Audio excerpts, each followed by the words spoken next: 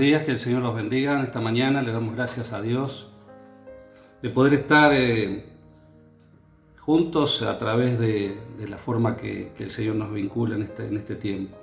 Y la palabra que tengo para hoy tiene que ver con lo que estamos viviendo en este tiempo, ¿no? en estas circunstancias donde algunos vemos, ¿no? que están sin Cristo, que van desfalleciendo, que se encuentran viviendo una situación especial porque no encuentran el respaldo, no encuentran la forma de poder estar caminando por fe, caminando en optimismo, caminando de alguna forma de la manera que Dios nos pide.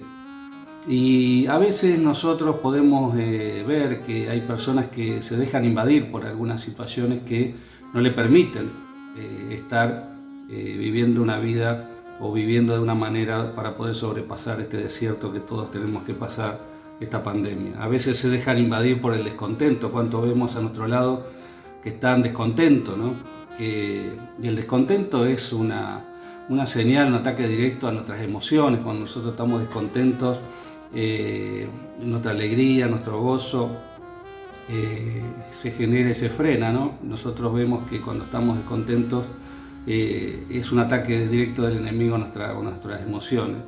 Él va a buscar que el creyente esté descontento, porque un creyente descontento de alguna manera sirve a la mitad de lo que podemos servir, ayuda a la mitad, está a la mitad de lo que puede estar sirviendo al Señor.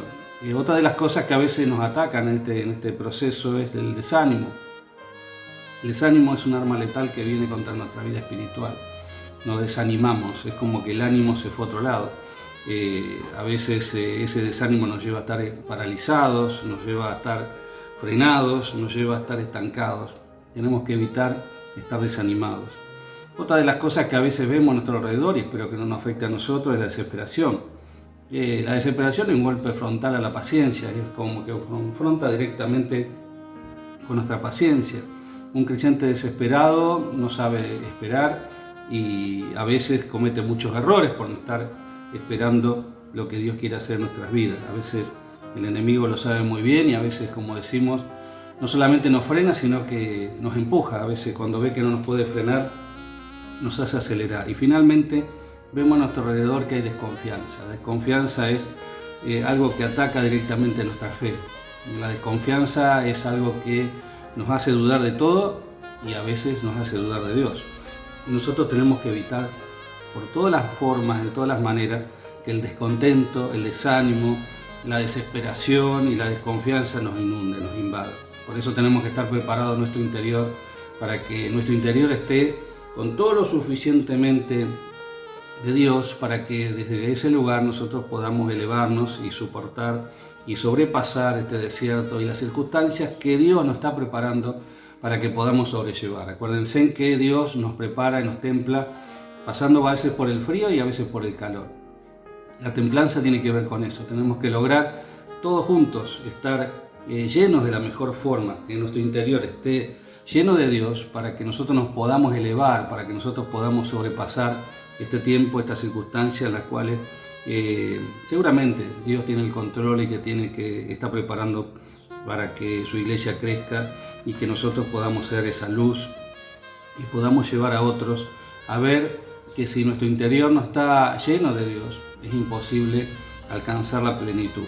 Y encontraba una ilustración donde hay un vendedor de globos que está en una plaza, en una ciudad, que cuando esas ventas decrecían, él soltaba al aire alguno de esos globos para que llamar la atención y que los chicos vinieran hacia él. Y como tenía globos de distintos colores, alguna vez saltaba el rojo, alguna vez saltaba el amarillo, una variedad de colores que los va lanzando. Con eso él llamaba la atención y cuando se venían los chicos, se acercaban los chicos hacia él, seguramente las ventas subían y las ventas se potenciaban. Hasta que vino un niño y se acercó, que había pasado por la escuela bíblica, había conocido de la palabra, y le pregunta con la ingenuidad que podemos tener algunos de nosotros a veces, o que puede tener un niño, le pregunta si esos globos que le recordaban a él que el amarillo era Dios que nos amaba, el negro significaba el pecado, que el rojo significaba la sangre de Cristo derramada por cada uno de nosotros, que el blanco significa la purificación que recibimos de Cristo y el verde es la vida abundante que vamos a tener con Cristo.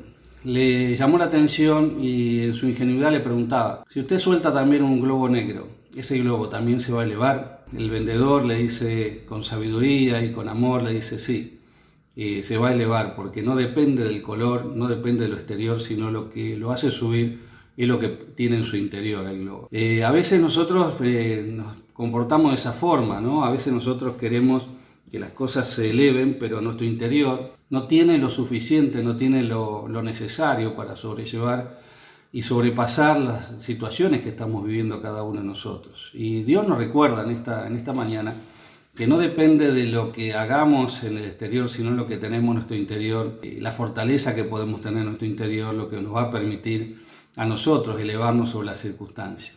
El Señor nos pide en esta mañana que nosotros nos preparemos para que hagamos todo lo necesario para que Dios vaya cambiando nuestro interior. La pregunta sería: ¿estamos dispuestos a hacer todo el sacrificio, todo lo necesario para que el Señor more en nuestro corazón, para que Él venga a habitar en nuestras vidas, para que Él haga de nosotros una morada y que Él pueda, en las circunstancias que sean, en los momentos que sean, pueda elevarnos sobre los problemas? La pregunta sería para cada uno de nosotros: ¿estamos dispuestos a llevar delante de Él todo lo necesario para que nuestro interior cambie? Yo te invito en esta mañana a que vayamos a la palabra en 2 de Crónicas, capítulo 7, del 11 al 16. Dice la palabra: cuando Salomón terminó el templo del Señor y el palacio real, llegaron a feliz término todo lo que se había puesto a hacer en ellos. Y el Señor, dice la palabra, se le apareció una noche y le dijo: he escuchado tu oración y he escogido este templo para que en él se me ofrezca sacrificios.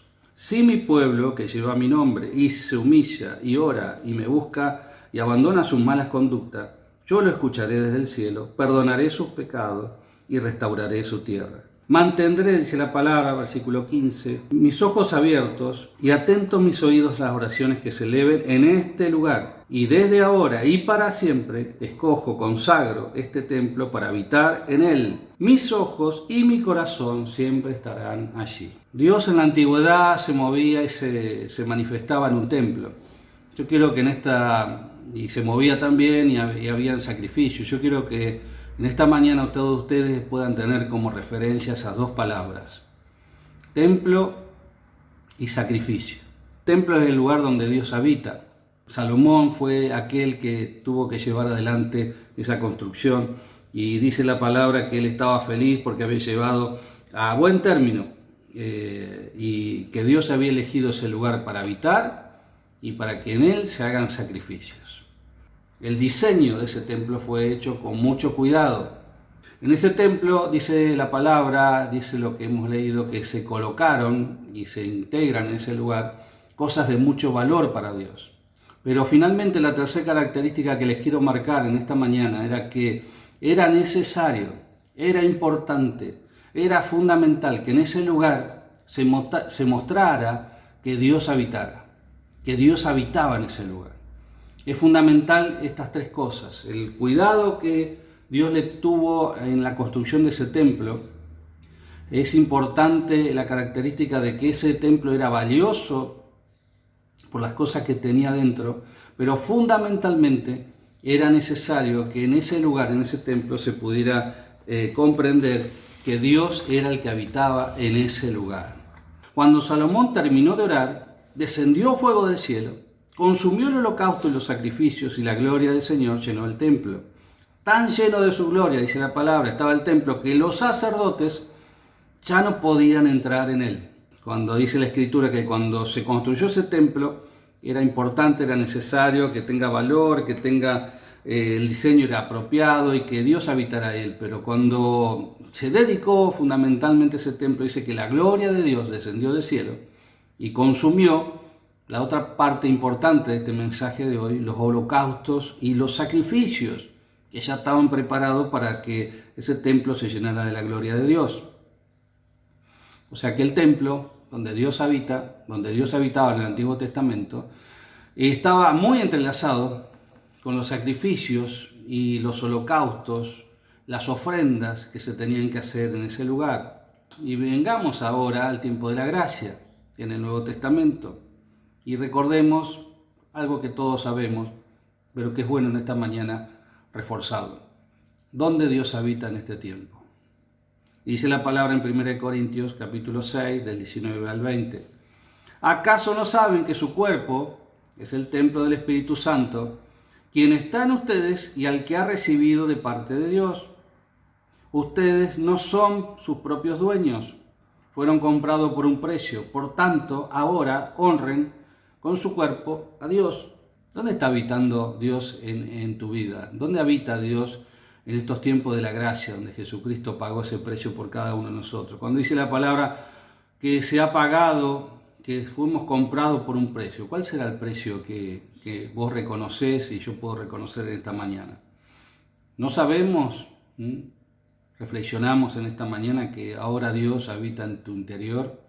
No reconocemos hoy que Él puso lo más valioso que tenía y que tiene, que es el Espíritu Santo, y que dice la Escritura que está en nosotros y que hemos recibido de parte de Dios. ¿Dónde habita Dios?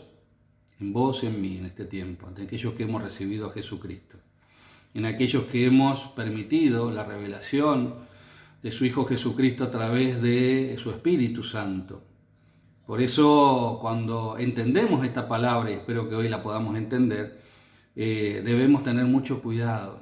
Es lo que tenemos en nuestro interior, lo que va a hacer que Dios se glorifique de tal manera que nosotros podamos mostrar a un Dios vivo en todos los lugares donde vamos. Por eso, el Señor nos aconseja que tengamos cuidado por donde transitamos. Tengamos cuidado de lo que hacemos, tengamos cuidado de lo que pensamos, que tengamos cuidado de lo que vemos y tengamos cuidado de qué manera reaccionamos, porque Dios ya no habita en un templo hecho por manos por material, sino que habita en nuestro interior. Cuando a veces se nos pide llevar la carga una milla más, ¿no lo sentís como un sacrificio? ¿No lo sentís como un esfuerzo que tenemos que hacer? Cuando a veces la palabra te dice, bueno, pero si te sacan la capa también dale sobre todo. Cuando te golpean una mejilla tenés que poner la otra. ¿No lo sentís como que estás haciendo una ofrenda? ¿No lo sentís como que estás haciendo un sacrificio para que alguien se convierta, para que alguien vea la presencia de Dios en tu vida? Bueno, es así. Realmente es así. Cuando Dios que habita en nosotros nos pide que hagamos una ofrenda, que hagamos un sacrificio, nos está pidiendo que demos un paso más. El término ofrenda, el término sacrificio se relaciona con, en el hebreo, corbán, acercarse. El verbo acercar significa ofrenda. Por eso cuando uno hace una ofrenda se está acercando a Dios. Por eso cuando el pueblo de Israel hacía una ofrenda, un sacrificio, se acercaba a Dios. Se habita en tu corazón, se habita en tu interior, para que puedas sobrellevar las tormentas, los problemas. Te va a pedir en esta mañana que permanentemente, constantemente hagas sacrificios y ofrendas a Él, para que Él vea que vos te estás acercando realmente a Él. Debe ocurrir algo en tu vida que la llene de tal forma para que no haya espacio para ninguna preocupación, para ninguna influencia que pueda tener la vida sobre ti. En el Antiguo Testamento se ofrecían ofrendas y sacrificios y hoy nos puede parecer muy difícil seguir haciendo sacrificios. Nos puede parecer que siempre tenemos que esforzarnos un poco más para tener una respuesta de Dios. Para un pequeño de 2 años puede parecer mucho sacrificio lo que haga para poder tener en la palma de su mano un puñado de caramelos. Para un atleta olímpico puede significar mucho esfuerzo, una sola décima de segundo para poder ganar y lograr un récord olímpico. Para una viuda puede parecer mucho sacrificio llevar al cofre de las ofrendas esas 2 monedas que nos dice la palabra que tuvo que entregar. Pero otros y se ofrecieron en sacrificio. Por ejemplo, Esteban ofreció su vida en sacrificio. Pablo ofreció su cuerpo, que fue maltratado, que fue azotado, que fue perseguido continuamente. Juan, por ejemplo, ofreció su libertad en sacrificio en la isla de Patmos, para que vos puedas hoy, nosotros podamos hoy leer lo que el Espíritu Santo nos inspiró y se ofreció en sacrificio. Cada uno de nosotros va a tener que seguir comprendiendo que tiene que, en ese templo donde Dios habita, va a estar lleno de sacrificios, de ofrendas, para que nos permitan acercarnos cada día más a Él. Yo te invito en esta mañana que nosotros podamos comprender que si queremos consagrarnos para Dios, tenemos que quemar todo lo que nos rodea. Y finalmente te quiero dejar un principio que quiero que también te lo grabes en tu corazón en esta mañana. Tu continua ofrenda, tu continuo sacrificio, el continuo sacrificio que podemos hacer cada uno de nosotros, marcará la medida de tu fe, marcará la medida de tu confianza, marcará la medida de tu esperanza, marcará la medida del poder que recibirás de Dios, marcará la convicción. En la medida que tu ofrenda sea perfecta delante de Dios, te acercarás a Dios y Él te va a responder a su debido tiempo. Ayúdanos, Señor, a poder hacer que nuestras ofrendas, que tu ofrenda, marque la diferencia para que nosotros podamos ser agradables delante de ti. Te bendecimos en esta mañana y todo lo hemos pedido en tu nombre, Jesús. Amén.